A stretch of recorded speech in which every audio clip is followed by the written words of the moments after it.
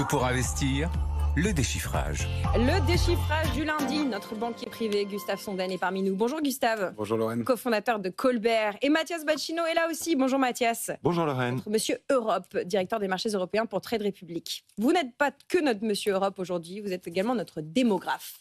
Vous avez passé une partie du week-end à déchiffrer une étude de l'Institut national d'études démographiques et vous êtes très inquiet ce matin. Vous nous rappelez que la mère de toutes les transitions du point de vue économique, c'est...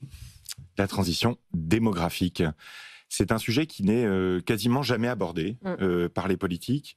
On en parle comme d'un phénomène, bien sûr, mais plutôt effrayant, sans jamais en décrypter la réalité et les impacts, alors que ces impacts sont considérables. Ça a des impacts évidemment énormes sur le système de retraite. On le voit, hein. Je rappelle que 500 milliards d'euros de dettes publiques ont été contractés ces dernières années à cause des retraites. Donc c'est un impact énorme, c'est la moitié de la dette supplémentaire qu'on a accumulée depuis 2017. Donc c'est c'est étonnant qu'on n'en parle pas plus sous cet angle-là. Ça a un impact évidemment sur les taux d'intérêt, sur la croissance économique. Ça a un impact sur les équilibres géopolitiques dont on voit aujourd'hui qu'ils sont très importants. Et puis ça a un impact de manière générale sur la société de manière absolument considérable, y compris sur l'innovation, les secteurs d'activité. Voilà, donc ça a un impact partout dans la société, et on en parle très peu. Alors cette étude, qu'est-ce qu'elle nous dit ? Elle nous dit que la France, à partir de 2027, aura un solde négatif, c'est-à-dire qu'on perdra des habitants littéralement, c'est-à-dire qu'il y aura davantage de décès que de naissances en 2027. C'est déjà le cas en janvier 2025, sur le mois de janvier 2025. Alors, on n'est pas les pires. En Europe, il y a déjà plus de 20 pays, 21 États membres qui ont déjà un solde négatif, alors que nous, on va y arriver en 2027. La population française devrait baisser à partir de 2040 et jusqu'à 2070 au moins. C'est un problème considérable. S'il y a un enjeu économique aussi pour le risque de stagflation, qui est un mot dont on va beaucoup entendre parler, à mon avis, dans les semaines qui viennent au sujet des États-Unis. C'est un risque aussi... évidemment pour la capacité de nos entreprises à continuer de se développer efficacement et donc pour les marchés financiers. La solution, c'est évidemment les migrations. Donc on part sur à peu près, dans le rapport, 150 000 entrées nettes par an en France, par rapport à une moyenne autour de 120 000 ces 10 dernières années. Donc c'est ce qui permettrait de garder la population française au moins stable jusqu'en 2040. Mais voilà, c'est un enjeu énorme. On parle parfois des symptômes, par exemple, comment on accompagne le vieillissement de la population pour les services aux personnes âgées, mais on en parle rarement sous l'angle global du phénomène. Tout ça tient au fait que le taux de fécondité baisse, c'est-à-dire qu'en moyenne, même s'il y a toujours autant de femmes en âge de procréer, comme on dit, dans la société, chaque femme prise individuellement fait moins d'enfants qu'avant. Et donc c'est un enjeu à la fois politique, sociétal, économique et boursier. Donc je voulais saluer cette étude. À ma connaissance, il y a un seul homme politique qui a mentionné cette question de la transition démographique, mais il en a parlé une fois, on n'en a plus entendu parler depuis. Donc je crois que c'était le président Nicolas Sarkozy, mais quelques années après son mandat. Voilà, il en avait parlé longuement, mais ça n'a jamais été traité, et c'est mon petit coup de gueule du lundi matin. La transition démographique, c'est important, il faut en parler pour en comprendre les conséquences. Et oui, et elle aiderait quand même elle aiderait beaucoup le sujet de la retraite, n'est-ce pas ? Et un sujet qui nous est cher ici, de prendre à bras-le-corps la retraite par capitalisation. Gustave, on le voit, ça impacte tous les aspects de la vie économique. Votre réaction à ce que nous dit Mathias ? Ouais, effectivement, dépendance, décroissance, désertification, c'est un peu les 3D pour moi de cette baisse de la natalité. On le voit dans des pays où c'est un peu plus extrême, donc on a un avant-goût, comme le Japon. En 2050, c'est 1,4 actifs pour un retraité. Nicolas dit souvent, on vend plus de couches pour personnes âgées que pour jeunes enfants au Japon. Au Japon, voilà. Et c'était 5,8 en 90. Donc on voit à quel point ça s'accélère vite. Nous, on est au démarrage de cette tendance. Mathias a cité une solution, c'est effectivement l'immigration. Il y a des pays qui sont très en avance là-dessus, qui ont des politiques très ciblées, très matures, comme le Canada ou l'Australie sur ces questions-là, avec ses stratégies d'immigration. Il y a aussi des politiques natalistes. Donc en Chine, on a récemment entendu aussi des primes justement pour les deuxième, troisième enfants. On change de monde décidément. C'est la même chose en Corée. Je crois que c'est $740 par Corée du Sud par nouvelle naissance. Donc il y a un peu deux aspects, mais effectivement, il va falloir suivre ça de très près. Et c'est certain que ça touche tous les pans de l'économie. Bon, on a d'autres sujets à aborder. On voulait prendre un petit peu de temps ce matin pour faire un bilan, parce que oui, il y a l'actu chaude, et il y a les choses dont on parle beaucoup, notamment les droits de douane, mais on peut aussi prendre le temps ce matin, 31 mars, de faire un bilan de ce premier trimestre 2025. Vous avez cette formule, Mathias, on est entre rupture et incertitude trumpienne. Oui, effectivement, il m'a semblé que depuis quelques semaines, on est entré dans une série de ruptures, de moments comme ça, un peu binaires, ou des choses qui étaient établies et qui contribuaient au système économique et boursier, changent.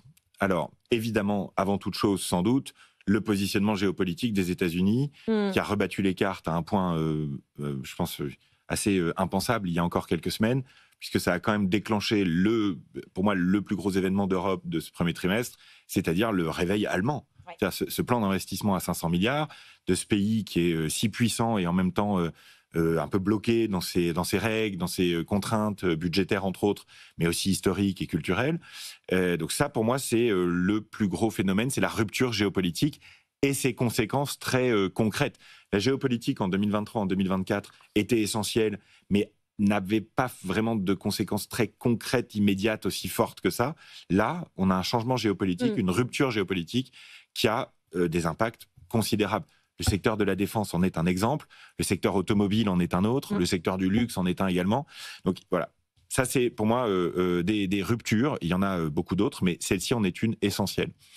Ensuite, on a aussi le retour des incertitudes, parce que ces changements radicaux, binaires, imposent beaucoup d'incertitudes, donc le retour de la volatilité qu'on a beaucoup commenté, des incertitudes qui ne sont pas que américaines, on a des incertitudes aussi européennes sur la capacité de l'Europe à rebondir dans cette phase économique sans récession.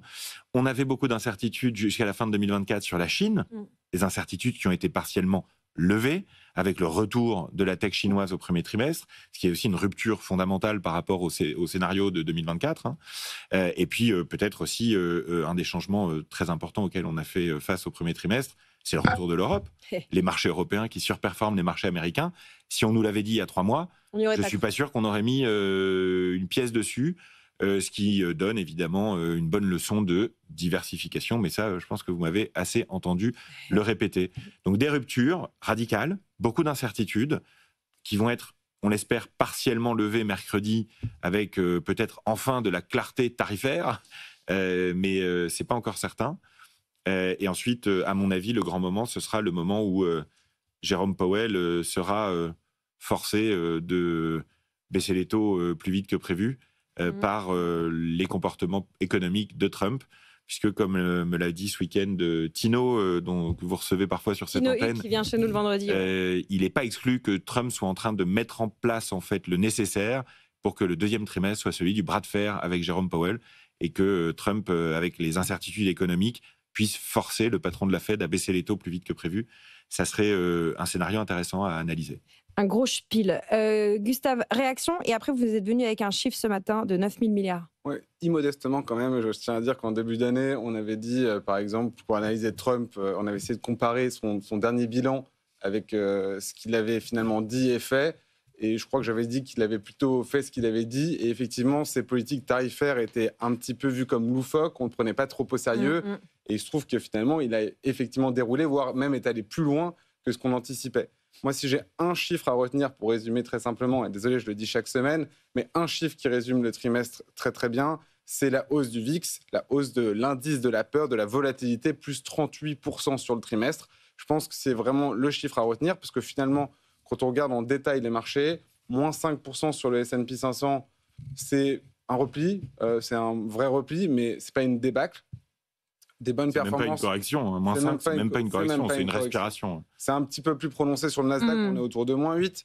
Maintenant, quand on regarde en Europe, effectivement, c'est plutôt très bon, on est plutôt à plus 8 sur la zone, avec certaines surperformances très importantes, comme la Pologne, plus 25%, ou une sensibilité à la défense peut-être, et d'autres marchés européens qui ont moins bien performé, comme les marchés scandinaves. Donc finalement, c'est assez nuancé quand on regarde les performances réelles des marchés. Même chose encore une fois en Asie.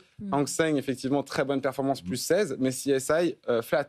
Donc en fait, c'est un trimestre assez nuancé, mais c'est un trimestre de vol. Donc un chiffre à retenir, plus 38%, sur le VIX, à mon avis, c'est vraiment le résumé du trimestre. Ouais. En year-to-date, c'est plus 24%. Là, il évolue autour des 23%. On a pris plus 23% d'ailleurs en une semaine sur ce VIX dont on se sert effectivement comme d'un thermomètre. Justement, on parle d'Europe, on parle des États-Unis. Du coup, vous allez nous parler des 9 000 milliards de dollars européens qui sont encore aux États-Unis. 9 000 milliards.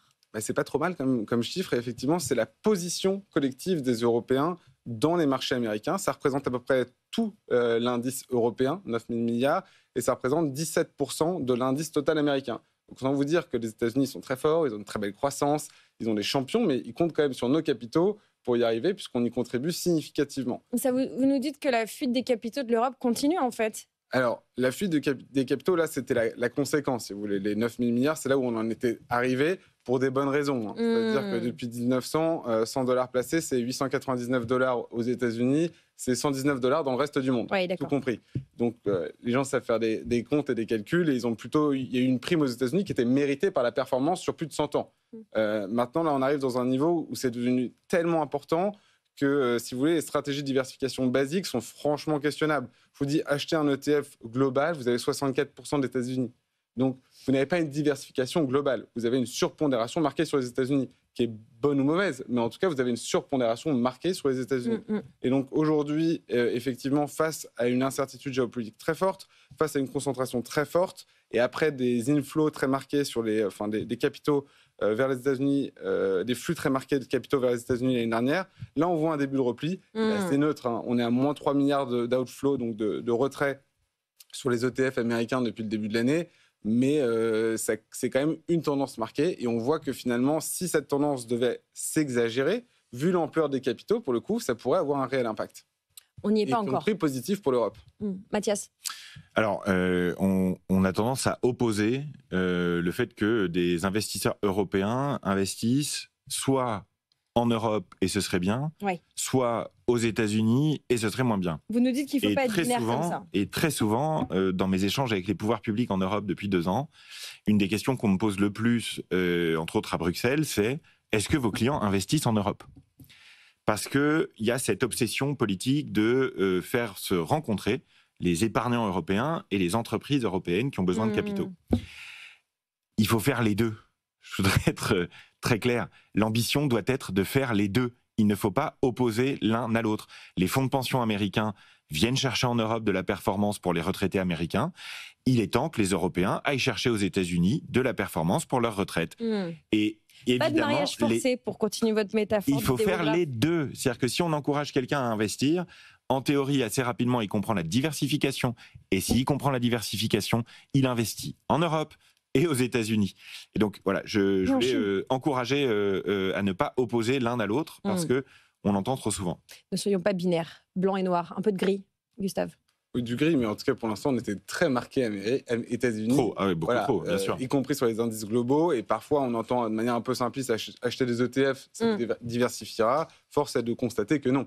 En tout cas, d'un point de vue géographique. Et donc, il y a quand même des rééquilibrages à faire. On avait parlé du début d'année où on avait dit effectivement que Trump avait tendance à faire ce qu'il dit. On avait aussi relevé qu'il y avait une décote des marchés européens qui était historique. Et à un moment donné, les investisseurs savent faire des calculs et les prix étaient objectivement, en tout cas selon des critères objectifs comme le PER ratio, étaient effectivement très très faibles. On a changé d'heure ce week-end, mais nous ne sommes pas les seuls à avoir changé d'heure. Les traders suisses de matières premières aussi. Gustave, en 1 minute, que faut-il retenir de ce changement d'habitude des traders suisses ? C'était plutôt amusant, mais ça illustre bien, encore une fois, ce niveau de volatilité sur les marchés et plutôt les causes de cette volatilité. Donc, on est dans un tel monde où finalement, le président américain peut prendre des positions drastiques plusieurs fois par jour par les réseaux sociaux et notamment Twitter X. Il devrait y avoir un indice de la volatilité de ses propos. C'est ça. Que certains traders, et notamment en matières premières, qui sont sur des actifs sous-jacents assez volatiles, en sont au point de, je cite de manière semi-sérieuse, considérer le fait de changer les horaires de travail pour coller en fait aux horaires de tweet de Donald Trump. Donc le président de Trafigura a dit par exemple on pourrait faire 14h minuit. Ça semble correspondre à peu près au programme de Donald Trump. Donc il a dit vraiment c'est semi-sérieux, mais en tout cas on est dans une ère, selon lui, de tweet-driven approach. Donc c'est de dériver du tweet, si vous voulez. Donc c'est assez étonnant, quoi. C'est le tweet trading. Le tweet trading, on est vraiment sur sur un nouveau monde, ou en tout cas de l'instantané. Et ce président américain change vraiment la donne. Et on pourrait même aller jusqu'au 3-8, puisque beaucoup de plateformes envisagent d'aller sur du trading 24/7, 24 heures sur 24, 7 jours sur 7. Il y a des tests qui sont faits en ce moment aux États-Unis là-dessus, pour coller à ce qui se fait sur le marché des cryptos. Et alors là, il faudrait carrément des traders en 3-8. Voilà, ça va embaucher, vous voyez ? Ça va embaucher, le secteur de la finance va embaucher. Merci beaucoup, messieurs, pour ce tour d'horizon de l'actualité au sens large, économique, financière et Internet. Pour bien démarrer votre semaine, vous retrouvez Mathias et Gustave en podcast et en replay d'ici quelques secondes. On vous retrouve lundi prochain. Merci à tous les deux pour votre temps et votre expertise du lundi matin.